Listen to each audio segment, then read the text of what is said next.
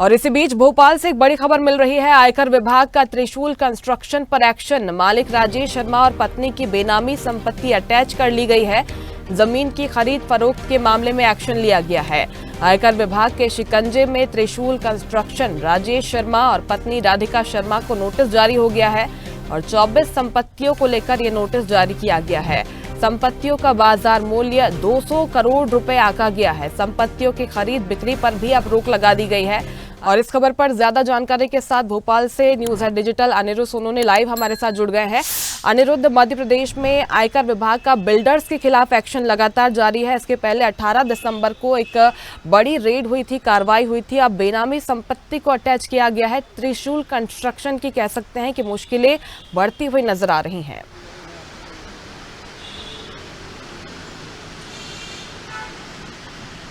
देखिए, income tax विभाग लगातार जो छापेमार कार्रवाई 18 दिसंबर और उसके बाद हुई है उस पर कार्रवाई कर रहा है। और त्रिशूल कंस्ट्रक्शन के जो मालिक है राजेश शर्मा और उनकी पत्नी को आयकर विभाग का नोटिस मिला। और ये नोटिस किसी छोटे मोटे मामले में नहीं मिला है, बल्कि 24 संपत्तियां उनकी आयकर विभाग ने अटैच कर दी है। और सबसे खास बात यह है कि 18 दिसंबर को इनकम टैक्स विभाग ने न केवल राजेश शर्मा के यहाँ बल्कि 52 से ज्यादा ठिकानों पर छापामार कार्रवाई की थी, जिसमें भोपाल, इंदौर, ग्वालियर और भुसावल यानी महाराष्ट्र तक के शहर शामिल थे। और ये पूरा मामला न केवल राजेश शर्मा पे आके रुकता है, बल्कि राजेश शर्मा जिनके ऊपर बरदस्त प्राप्त था पूर्व मुख्य सचिव, जो कि पिछले कई वर्षों से सरकार में खासा दबदबा रखते थे, उन्हीं के नेक्सस पे आयकर विभाग ने कार्रवाई की थी। और अभी भी जो 24 प्रॉपर्टियां अटैच की गई है उसमें राजेश शर्मा की केवल 8 प्रॉपर्टियां हैं। 16 प्रॉपर्टियां राजेश शर्मा की वाइफ की है। त्रिशूल कंस्ट्रक्शन के नाम से ये यहाँ पे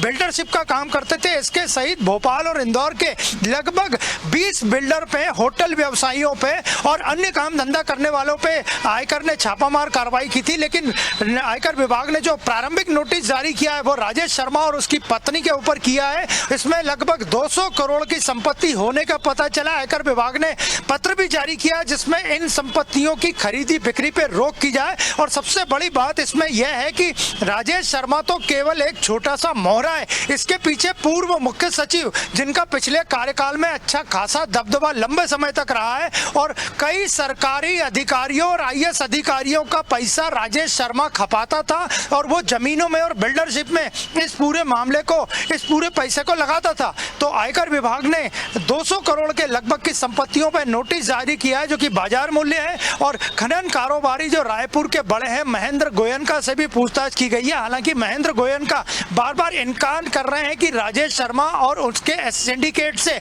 उनका कोई संबंध नहीं है। लेकिन आयकर विभाग ने प्रारंभिक जो नोटिस जारी किया है वो राजेश शर्मा और उसकी पत्नी पे किया। लेकिन बड़ी मछलियां यानी वो आईएएस और सरकारी अधिकारी जो कि राजेश शर्मा के मार्फत बाजार में और बिल्डरशिप में, प्रॉपर्टी में, रियल एस्टेट में, होटल इंडस्ट्री में और कई अन्य धंधों में पैसा लगाते थे, वे अभी भी आयकर और एजेंसियों की पहुंच के बाहर हैं। और फिलहाल आयकर विभाग ने जो नोटिस जारी किया है, बाजार की कीमत इस संपत्तियों की लगभग 200 करोड़ है। और जल्दी ही आयकर विभाग इस मामले में और बड़ी कार्रवाई या बड़े नोटिस जारी कर सकता है। बिल्कुल, ये माना भी जा रहा था क्योंकि जिस तरह से 18 तारीख को इतनी बड़ी रेड हुई है और कई बड़े नाम इसमें सामने आए थे। अब एक्शन जो लिया गया है इसमें मुख्य तौर पर अगर देखें तो रजिस्ट्री पर रोक लगाना ये बहुत बड़ी बात है। और जिस तरह से आप भी जिक्र कर रहे हैं कि राजेश शर्मा की मुश्किलें तो बढ़ रही हैं, उनकी पत्नी की मुश्किलें बढ़ रही हैं, लेकिन और भी कई बड़े खुलासे इनकम टैक्स विभाग की तरफ से आगे हो सकते हैं।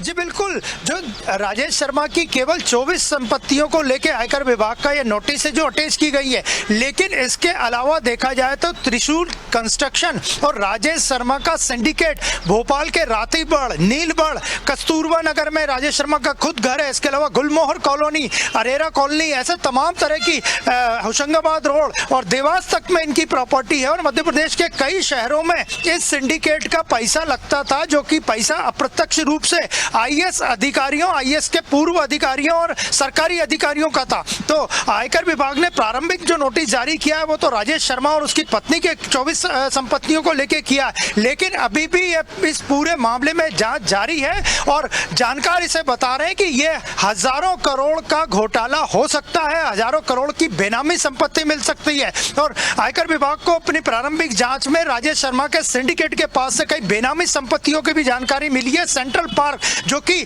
भोपाल की बड़ी झील को जख्म देने वाला एक प्रोजेक्ट है, बड़ी झील की सुंदरता और उसकी जो उसका प्रारूप है उसको नष्ट करने वाला जो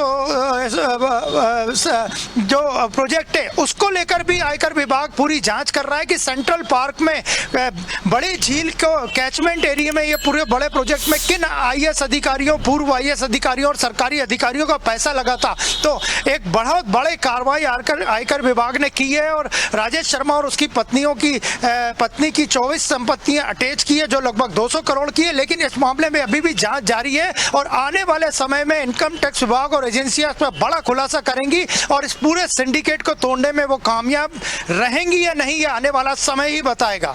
बिल्कुल, इस तरह का एक्शन जो लगातार लिया जा रहा है, यही संदेश जा रहा है कि घोटालेबाजों के खिलाफ एक्शन लगातार जारी रहेगा और भ्रष्टाचार के खिलाफ जो जीरो टॉलरेंस की नीति है सरकार की वो आगे भी जारी रहने वाली है। शुक्रिया आपका अनिरुद्ध जानकारी के लिए।